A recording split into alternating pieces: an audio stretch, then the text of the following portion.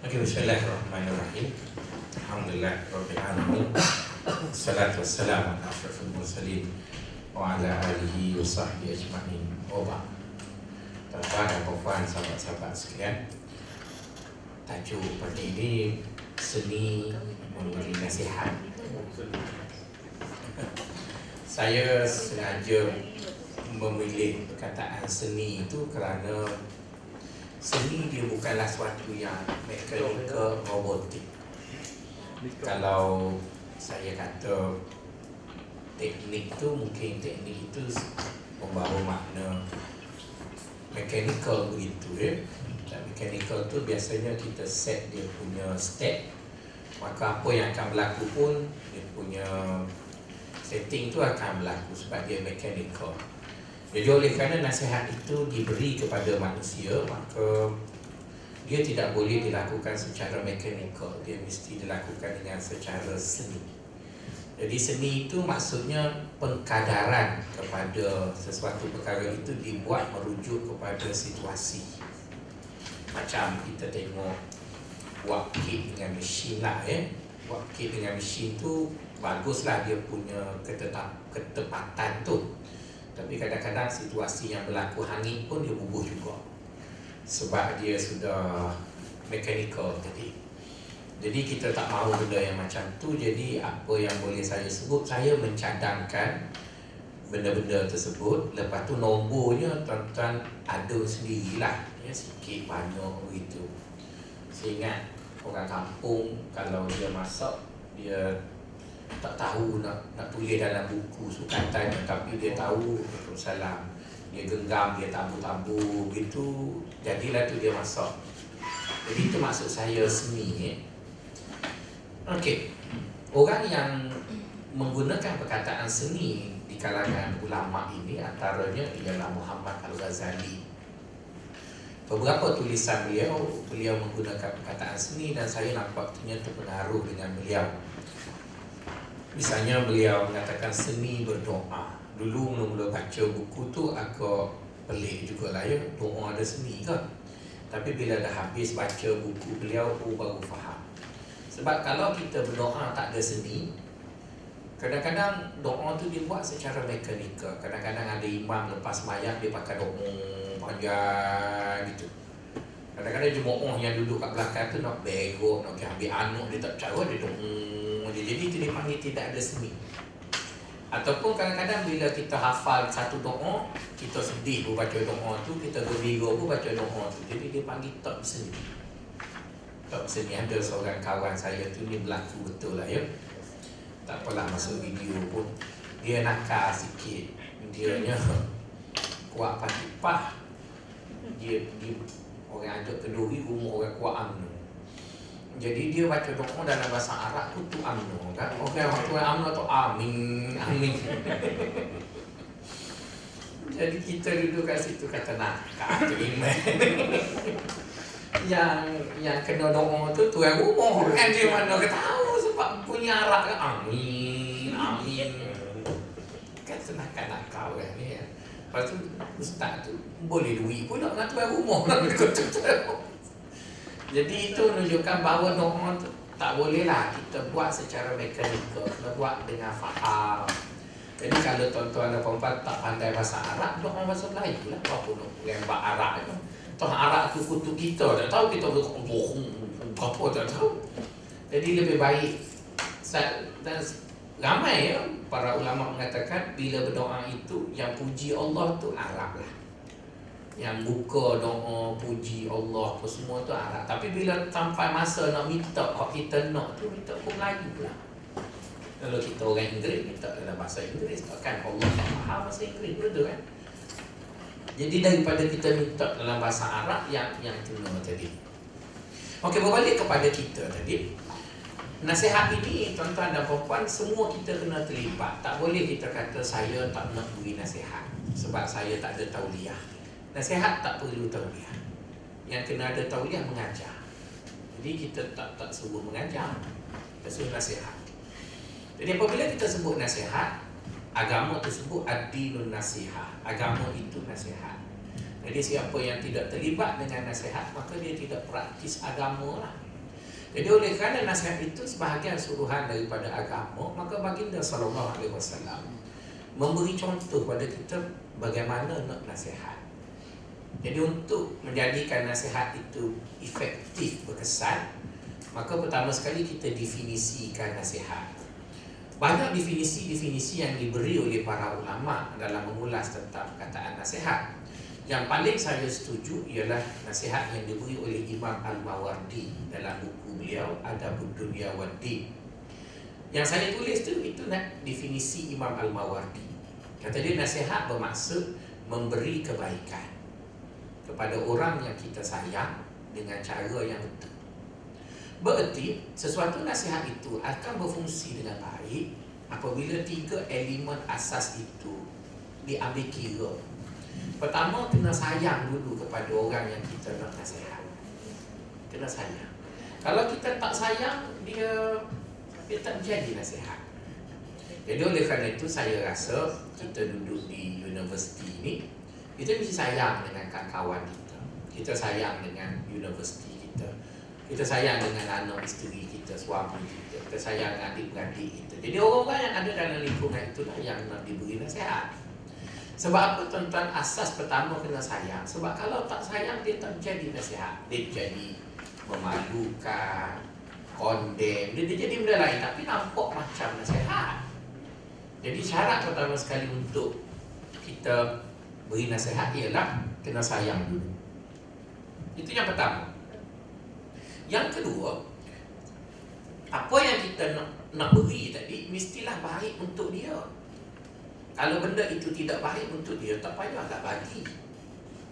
Mungkin pada kita tahu benda tu, tapi dia tidak baik untuk dia, jadi tak payah beri lagi.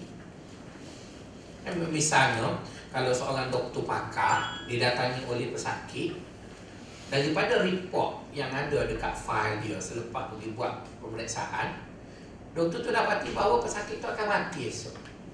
Betul kan? Elok doktor tu kata, "Pak Cik, tobat-tobatlah. Balik-balik ni, kalau mana ada dosa tu tobat-tobat. Kalau patut semayang pun jangan berhenti semayang lah. Esok mati." Boleh dia kata gitu? Mati masa tu. Jadi dia tak boleh beritahu. Walaupun benda yang dia nak beritahu tu betul, tapi dia tak boleh beritahu. Dia tak boleh beritahu. Sebab apa? Jika diberitahu tidak baik untuk orang itu. Tidak baik. Jadi sebab itu, bukan semua benda yang kita rasa kita bagus, kita tahu, kita kena beritahu. Ada banyak benda yang kita tahu, tapi kita tak boleh beritahu. Misalnya orang tu dia jadi isteri polis, suami dia banyak benda tahu, tapi suami dia tak boleh beritahu. Nanti bini dia duduk cerita kat pejabat nanya, betul kan? Jadi si isteri polis tu tak boleh nak korek-korek polis. Bang, ada apa Ada apa cerita? Tak boleh. Ataupun si isteri polis tadi, dia marah kat kawan dia, dia pinjam pistol, kau bawa balik dekat sini. Sebabnya yang nak diberi itu ialah yang baik untuk orang itu. Baik untuk anak, baik untuk student. Misalnya pensyarah dekat Akademi Islam ni, ramai yang hebat-hebat, ilmunya hebat-hebat, tapi dia tak semua beritahu dekat student dia. Dia tahu buat apa benda tu tak baik untuk student dia, maka tak payah beritahu. Ada seorang kawan saya balik daripada luar negara, ada master dalam bidang hukum faraid. Dia buat master dia dalam bagi pesaka. Dia pergi mengajar faraid Pantai Dalam. Rasanya baik tak? Orang Pantai Dalam hutang di BKL pun tak habis lagi bayar. Nak faraid apa pening dekat orang situ duduk belajar, bila isteri suami mati, anak ada 2 orang bagi 3, teling palu-palu ngaji. Sedangkan kawan tu nak bagi apa, pitik tak ada. Dia kalau nak ajar faraid, bukit dah masalah, orang duit lebih tu kan, barulah dia nak saka kan. Jadi oleh kerana itu, bila kita sebut baik-baik itu kepada orang yang kita nasihat, bukan kita yang memberi nasihat. Dan yang ketiganya adalah diberi dengan cara yang baik. Okey ya. Bila dah faham itu makna nasihat, maka di sana ada 12 perkara yang perlu diambil kira bila kita beri nasihat. 8 perkara jangan buat masa nasihat. Banyaknya, ada 20. Payah juga ya nak beri nasihat. Sebab itu kadang-kadang nasihat yang paling baik ialah tidak memberi nasihat. Ya sungguh. Nasihat paling baik ialah tidak memberi nasihat. Misalnya kita tengok anak kita menulis, dia tulis tak, dia lukis tak betul, dia buat burung helang warna kuning. Tapi setelah kita fikir, kalau kita nasihat nanti dia berhenti melukis, betul kan? Lebih baik dia lukis, tak payah nasihat. Itu adalah nasihat yang baik, iaitu tidak memberi nasihat. Bukan semua nampak salah je nasihat. Bagus hamba ni, hampir orang pun nasihat. Kadang-kadang terlalu banyak nasihat itu dianggap ketololan juga, ya. Jadi sebahagian daripada nasihat itu ialah jangan beri nasihat. Misalnya kita tengok bini kita tengah rajin nak masak makanan baru. Dia makanan pula yang dia nak masak tu lasagna. Lasagna kan cheese dengan daging je.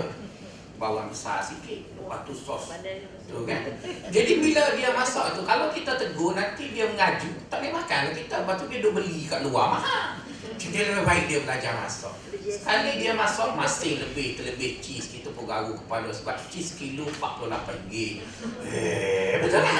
Jadi cara paling baik jangan tegur. Lama-lama dia dah malu sendiri, dia berhenti buat alhamdulillah. Jangan dia tegur. Saya cakap begitu jugalah sebab bini saya suka makan lasagna. Dia beli satu bekas besar tu RM40. Dia makan seorang.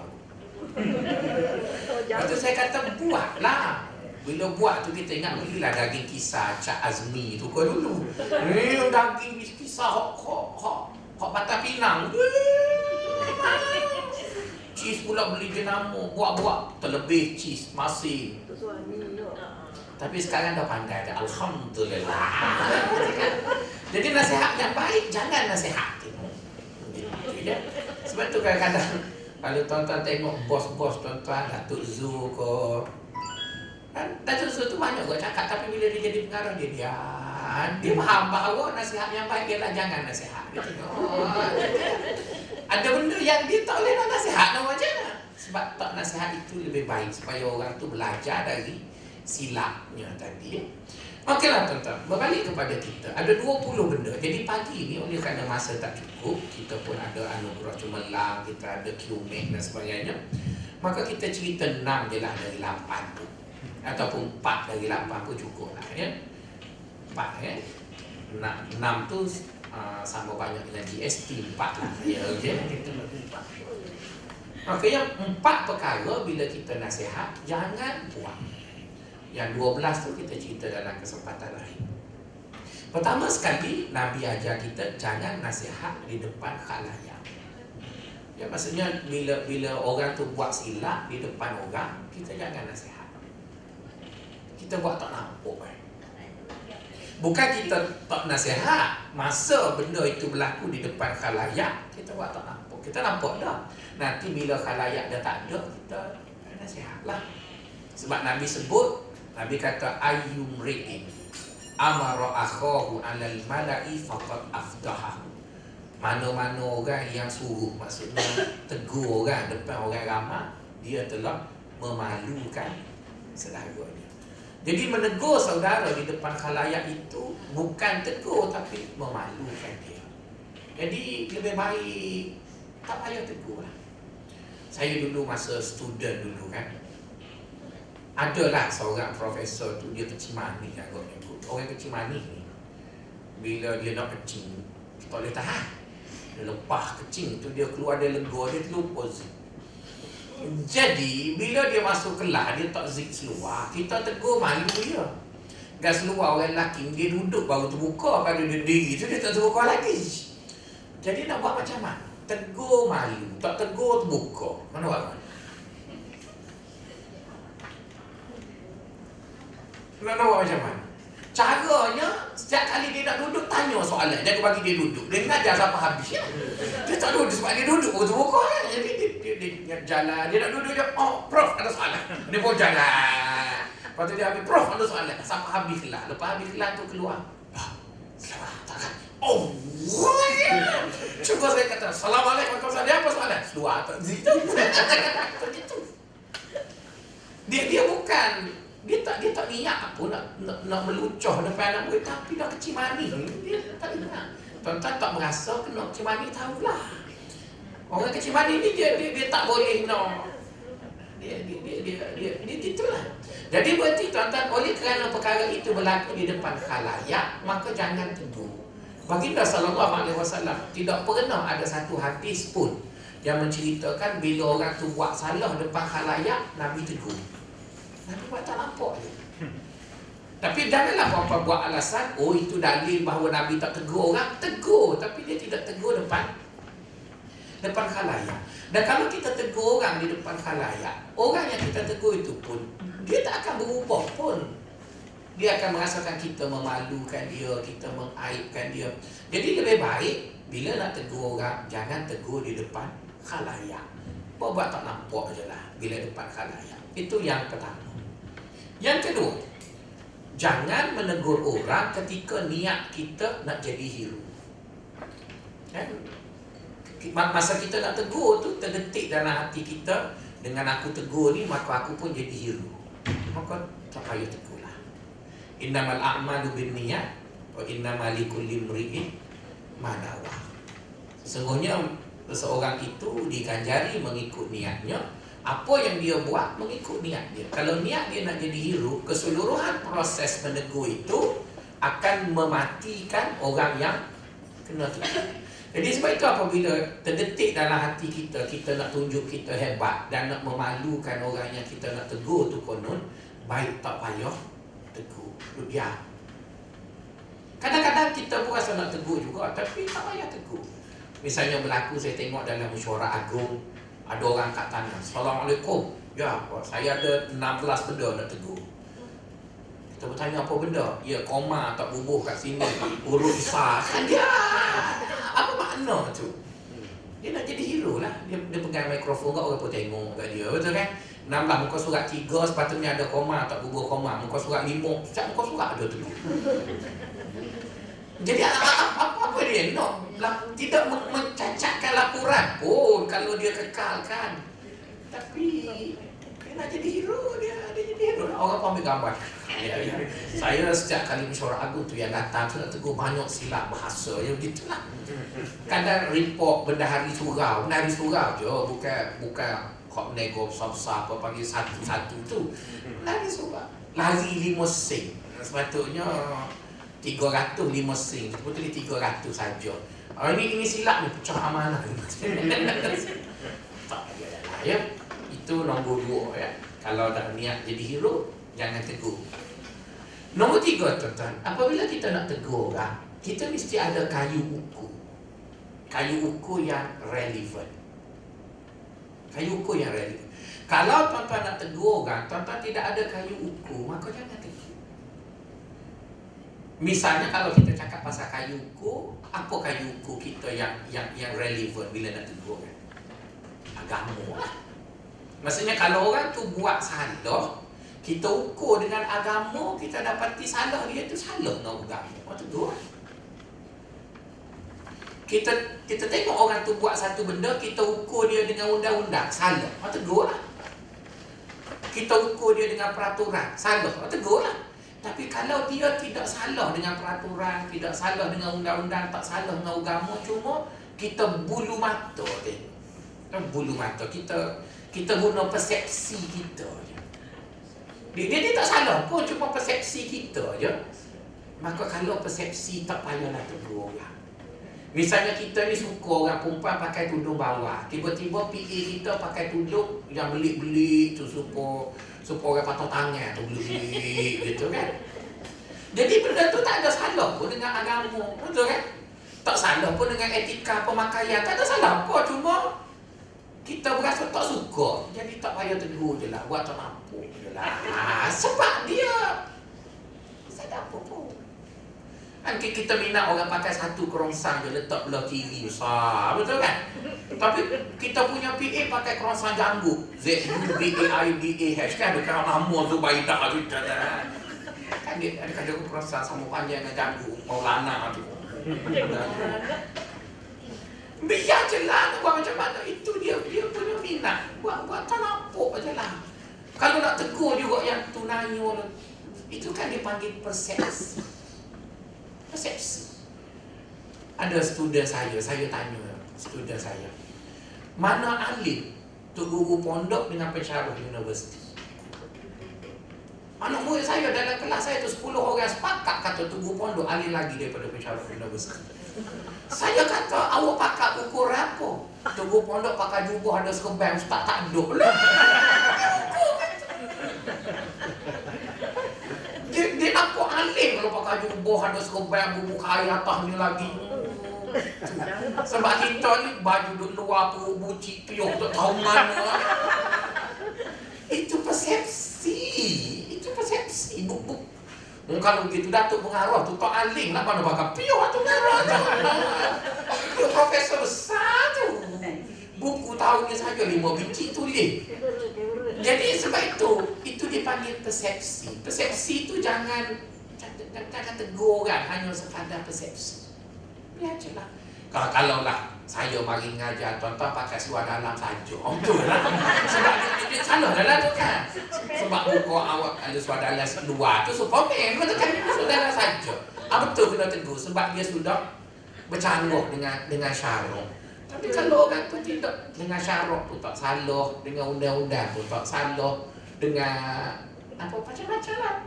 Misalnya ada budak muda mau panggil staff yang bukan akademik, dia bubuh dekat kereta sangat SSV dia tu spoiler yang boleh terbang tu kan.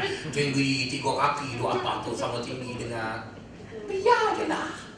Nak kata apa parok-parok boleh cuma kain kat atas tu kan. Itu dia punya, dia bukan salah apa pun. Sebab bila dia naik tu dia buat macam Ferrari. Biarlah Sagari pun tapi nak beli PT tak ada, naik-naiknya tu. Jadi benda-benda macam tu kan tuan-tuan tak payah tegur lah. Dia persepsi. Tapi kalau orang tu buat salah, okey betul lah. Jadi sebab itu bila nak tegur orang, elokkan diri dari persepsi. Sebab persepsi itu dia tidak memberi suatu makna kepada teguran. Kadang-kadang kalau kita tegur juga, dia memperlihatkan bahawa kita ni seorang yang tolol nak tegur orang. Jadi lebih baik, sebab itu saya kata ada kalanya tidak tegur itu lebih baik dari menegur. Benda-benda persepsi apa begitu. Kalau tanya saya tak suka orang naik motor besar sebab melanggar mati.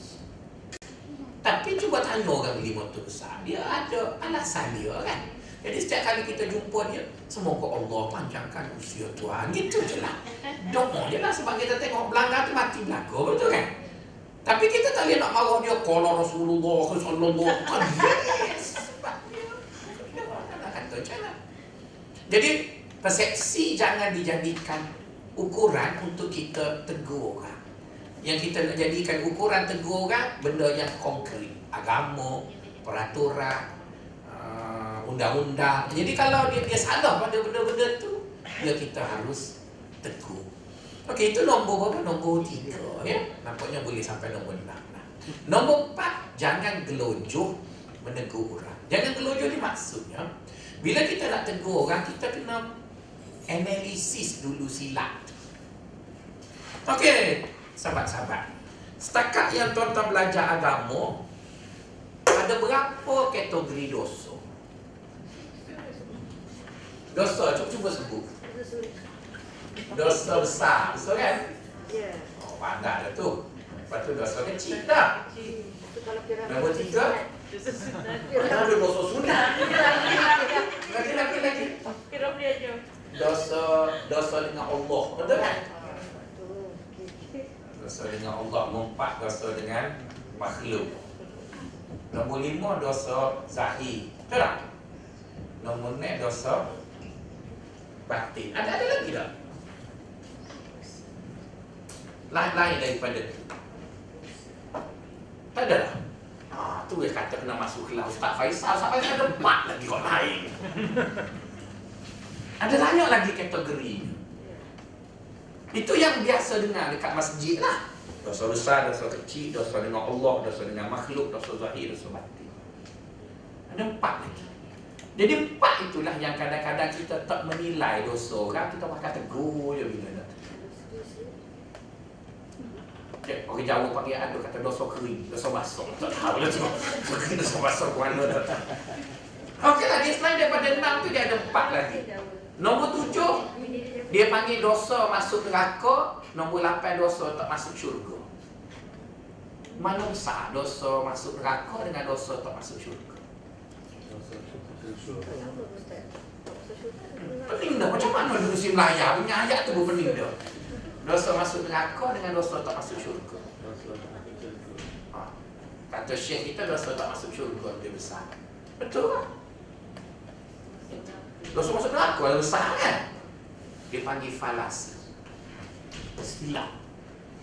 Sebab dosa masuk neraka bermaksud bila kita buat dosa tu, maka kita pun masuk neraka. Tapi bila masuk syurga pula, dia panggil alumni. Alumni neraka masuk syurga pula. Betul kan? Lambat-lambat masuk juga. Tapi dosa tak masuk syurga, dia tak akan masuk syurga langsung. Tapi dia masuk dalam neraka lah kak. Dia duduk neraka kan? Dia tak duduk tengah, dia tak ada RNR. Dia tak masuk syurga kan neraka kan? Dia tak ada RNR tu. Kalau ada RNR, kita duduk RNR tak apa dah.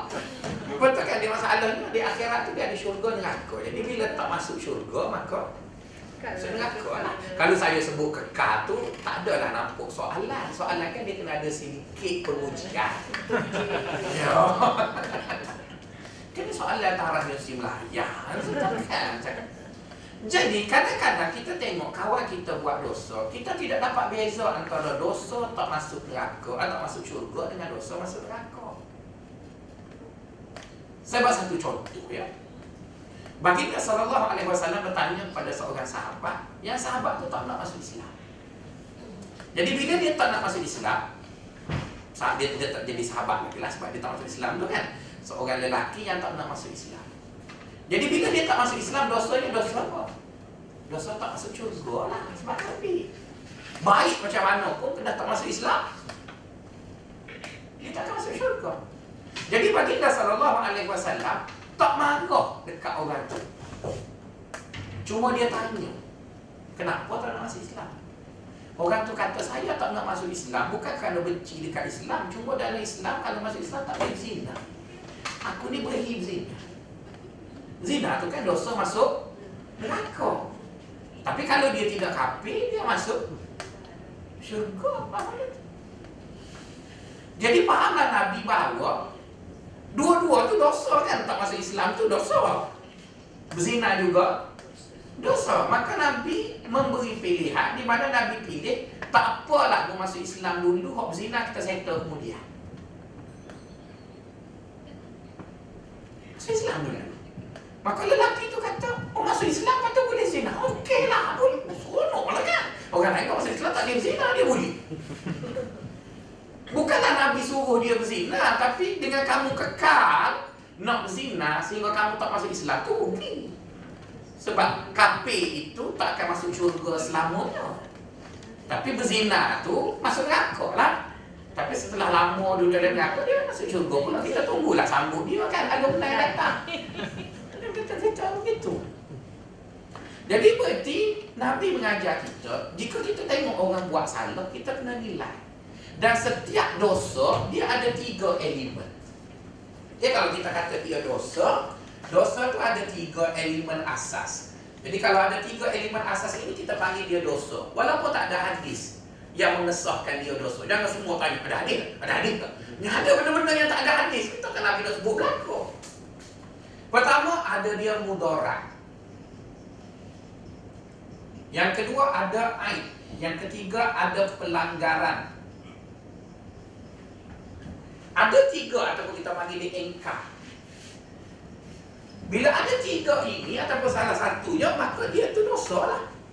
Salah satu dah di 3 dosa, ataupun 3 tu solid dosa. Cuba sebut dekat saya, dalam agama kita, agama menganggap benda tu dosa, tak ada elemen itu. Ada elemen ingkar, pelanggaran kepada perintah Tuhan. Lepas tu ada elemen mudarat, ada elemen aib. Sebab itu bila kita nak buat dosa, kita tengok ada orang atau tak ada. Betul tak? Kan? Tentu tak pernah langgar lampu merah. Tapi sebelum langgar kita tengok dulu kan. Ada kamera tak? Betul tak? Sebab dia aib. lagi. Nanti tu belakang-belakang tengok profesor. Saya dulu masa dulu lorong jambatan dulu kan, lalu ke depan Angkasa Puri itu, bila nak naik ke Kerinci itu, kalau duduk naik tengok jam, kita buat konon-konon yang nak naik flyover, tapi sebelum buat gitu tu buat sokok dulu lah. Nanti akan dapat. Buat sokok tak bawah, lepas tu zoom masuk. Kadang-kadang ada polis, kena pusing buat atas, ini pusing kau makan ni pada muka. Tuan-tuan gelap tu biasa buat kot. Maksudnya, dia di dosa tu dia ada aib. Dia ada aib. Sebab tu kita bila buat dosa, kita doa sangat jangan orang tahu. Ada aib. Bersama aib itu dia juga ada mudarat. Dia ada mudarat daripada dosa tadi dan ada pelanggaran. Jadi sebab itu bagi kita, bila kita tengok kawan-kawan kita buat silap, kita kena analisis dia punya tahap mudarat. Kalau dia buat silap tapi tahap mudaratnya tak besar, maka tak payahlah tegur lagi. Dan kadang-kadang dia ada silap yang kita panggil silap proses. Silap tu silap dalam proses. Bukan silap kerana dia dosa, dia hanya proses untuk dia jadi lebih matang. Maka tak payah tegur. Tak payah tegur. Misalnya tuan-tuan ada anak kecil kat rumah. Anak saya kat rumah umur 2 tahun tu dia, bila kita pasang kipas tu dia duduk solong pensil. Zring. Kan sedap kan? Mula-mula dia buat gitu, lepas tu dia ada zring. Kita kata jangan, dia tak dengar. Jadi bila dia tak dengar, saya buka gerjak besar besi depan, saya buka biar tinggal kipas saja. Kalau sedap dia main ring. Lama tak dengar, saya putuskan nombor 1, kira-kira kalau kena tak putus tangan. Saya suruh dia olor tangan dia. Lepas dia tak berhenti lah pada muka dia. Dia panggil dia rasa. Dia rasa. Dan kita dah kakak dia tak dengar. Kalau buka nombor 3 tu putus jari pun nombor 1 tu kan. Dia gering kan. Kita pun tunggu juga nak tarik pelak ni. Kita biar dia kena. Dia pun gering. Lepas tu lagi tengok kipas lagi. Dia panggil mengajar dengan salah lah. Biar salah. Kalau perempuan, suami perempuan nak beli kereta dekat perempuan, perempuan baru dapat lesen P. Kereta apa yang paling baik dia beri pada isteri? Baru dapat P. Kancil second hand lah. Sebab P makna dia langgar, betul kan? Dia dah langgar dia dulu.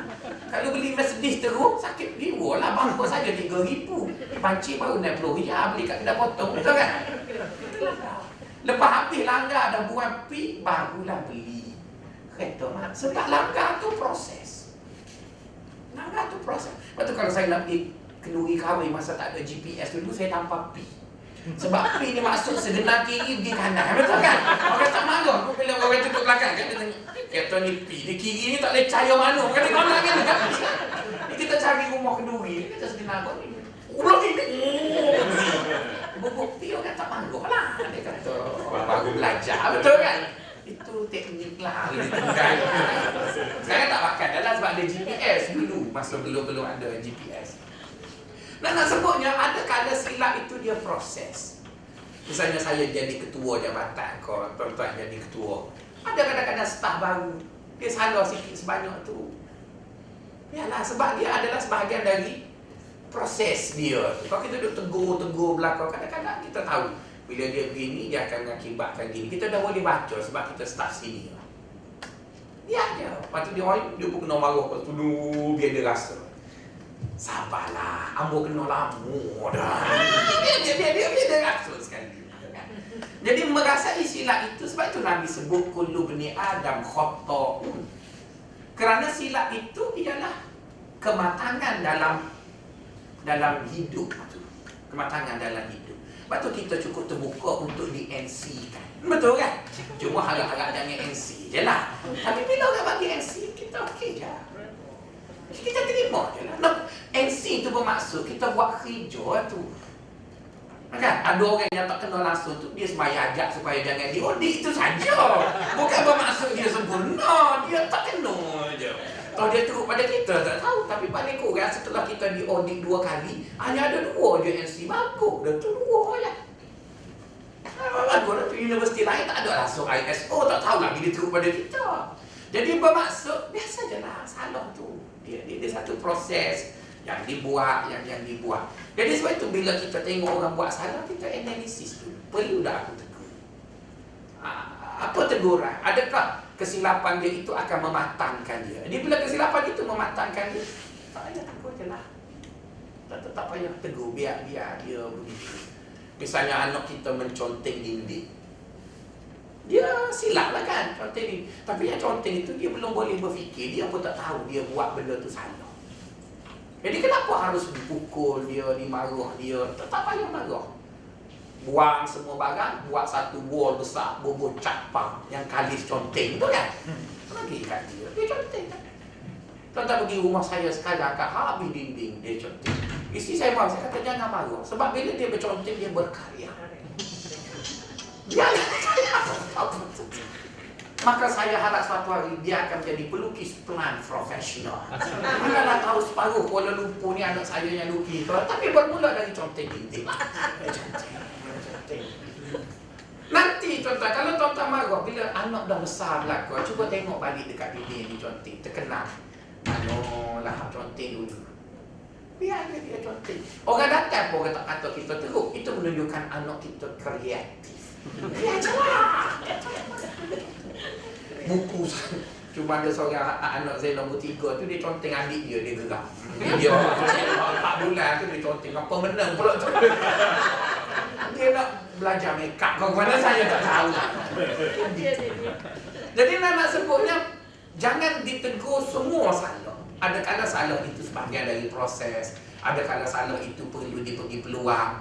Jadi bila dah salah tadi ada mudarat yang perlu ditahan, okeylah.